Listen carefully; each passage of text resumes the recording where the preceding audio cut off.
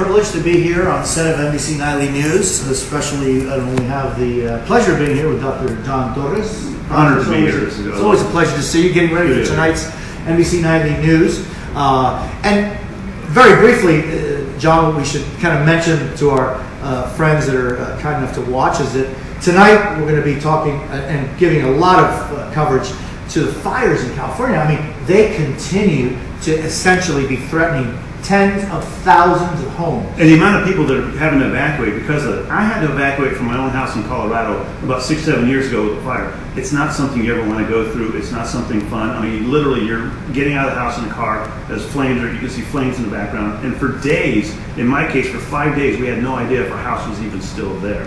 And that's what they're going through right now. And many people are actually losing them. Now, Dr. John Torres, it's interesting because the fires are not only causing this, havoc and really putting people's lives in danger. Certainly their homes are many times being lost. But there's also health issues around the environmental, the quality of the air. And part of the problem that's going on is the regular health issues from wildfires. You get that particulate in the air, that can get down in your lungs, and that can cause issues.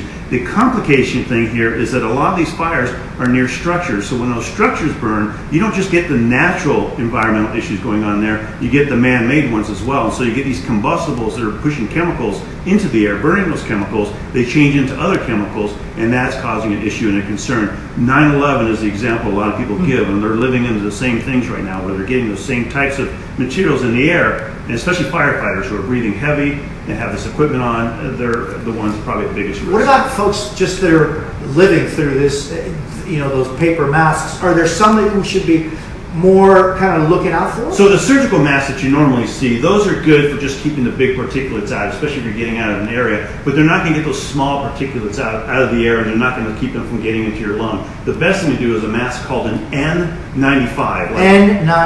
N95, like November 95. And that is the one that can isolate out the small particulates. They're hot, they're not very comfortable, but they're the ones, if you're in a situation like that, it's the one to have. This is an important thing that we're talking about, because if you are living in areas that are prone to fires, this is a good thing to have in your home as part of your kit. It's a good thing to have as part of your kit, and part of the issue right now, I guarantee you, if in California this happened in Colorado, you're not going to be able to find them right now because everybody has them. So preparation is the key. So let's talk a little bit about the story that we're going to be bringing up on the NBC News investigation into stem cell clinics. And what we look at is stem cell clinics and what we know the FDA has approved and what's going on in the country. And we're talking about that tonight, including meeting somebody who underwent stem cell therapy and what happened to her in particular. But I think people would be surprised at what the FDA is saying is approved and what is actually going on. So, and please, seriously, look at this, because it's an important investigation that Dr. John Torres has been involved with. So, right now, stem cell therapy, as far as the FDA, what is it authorized for? Two things only: blood cancers and immune disorders. The only two things it's authorized for. It's being used for a lot of things around the country, and that's what we looked at tonight. We talked to the FDA about that in particular, and what they're doing going forward, and what they're going to do particularly next year to try and make sure that people aren't getting hurt. That's the main thing here. I also want to talk to you, and tonight, by the way, at the end of the broadcast, I'm privileged to be able to have a story about a service member who ran the Boston Marathon and ended up actually having to crawl because his legs froze as he was getting to the finish line. He actually crawled, and he did it not for himself. He's actually running for 3 people, including 2 colleagues and a journalist who were his friends and who died in the field of battle through an IED. He's running for them. Well, he's going to be running in the New York Marathon. And I'm really proud to be able to have his story on tonight's Nightly News. I want to ask you something about yourself, John. You're such an interesting character. Brilliant. Well, first off, that's an incredible story, because being a veteran myself, is you understand, having been to war, just how important it is the people you were with and the ones that aren't here anymore, what that means to you. It's running for them. It's a family. It truly is a family. Talk to me about you.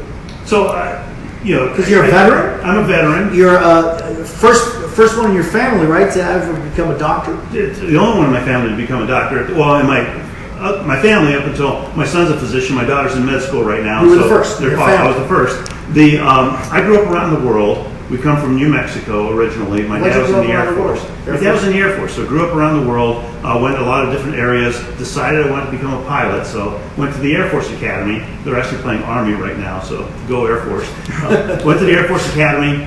They became a pilot, did that for a few years in the Air Force, and then remembered and kind of rekindled this idea I had early on about being a physician. Why? And What was that idea? What was that? Surprisingly, and a lot of people if you talk to, especially people in the minority community, they'll tell you it just took one person to tell you something. And I had a teacher, his name was Mr. Grabler. I'll never forget him. He was my biology teacher. So if you're out there, shout out to him. 11th and 12th grade. He came up to you one day and he said, you really have this biology stuff down. You should think about becoming a doctor. And he was the first person to ever tell me that. And you never thought about it? I never thought of it, had no concept. It was completely, nobody in my family had gone to college. This is completely out of the realm of possibilities. And then after becoming a pilot, a few years into that, I started thinking, maybe it's something I could do. I talked to my wife, extremely supportive, and she's like, you have to do this. You absolutely have to do this. And so I went on and did that, and then got lucky enough to do a few things on television during the years, and it just kind of built into doing more and more things on TV. Tell me about growing up in a little town, what your aspirations were, what most people were allowed to dream.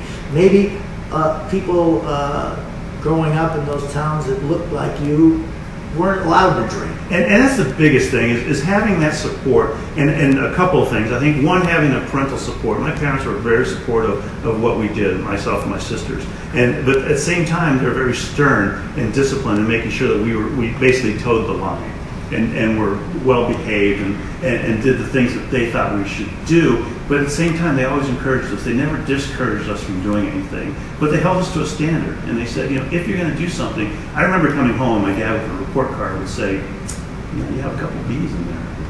That's not something, you're not going to be able to do this one thing you want to do, whatever it was, because you have these B's, you need to get A's. And that kind of thing really pushed me to do this, and just having their encouragement. And again, over the years, I just started meeting people, and I knew a lot of people, as I'm sure you did too, who didn't have that encouragement in their families, didn't have somebody to come along and say, hey, you could do this one thing that you're thinking about, and get them to believe in yourselves. And I think that's the biggest thing. Do you look back on those days growing up as a kid and how much you have walked and how much you've been able to achieve? Well, especially compared to what my father did and my mother. I mean, they worked super hard, many jobs to keep us supported throughout the years, jobs that that nobody wants to do, that they did to keep food on their table, keep us educated. They were proud to do it? They were very proud to do it. Sacrificed everything for their children, it gave me a good life lesson. Dr. John Torres, thanks so much. It's always a pleasure to see you, and we're going to have that and a whole lot more tonight on Nightly News. But you know what? One of the things that I think is so important, John, is that we talk, and we have the privilege of talking to friends.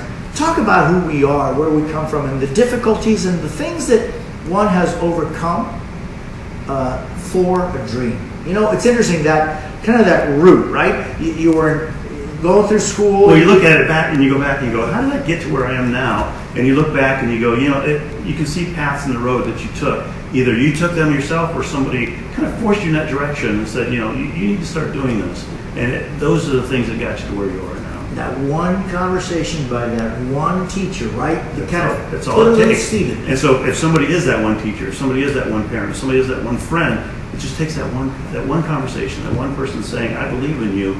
You should think about doing this. John Torres, thank you very much. Thank you for letting us be a part of this chat. Really happy to be able to have a conversation with someone who I admire very much and who helps us in so many ways. And we'll see you tonight on NBC Nightly News. Nos vemos esta noche en el Noticiero Nacional de la NBC desde Nueva York con mi colega, el doctor John Torres, un latino triunfando, que entre otras cosas nos va a hablar sobre una investigación que han hecho en Noticias NBC sobre las clínicas que utilizan células madre para regenerar el cuerpo, supuestamente, cuando la verdad que hay solamente 2 procedimientos legales para el uso de células madres, pero bueno, la están usando para todo.